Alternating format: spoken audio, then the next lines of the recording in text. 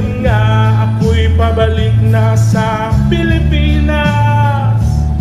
Mabilis nang mabilis ang tibok ng aking dibdib, habang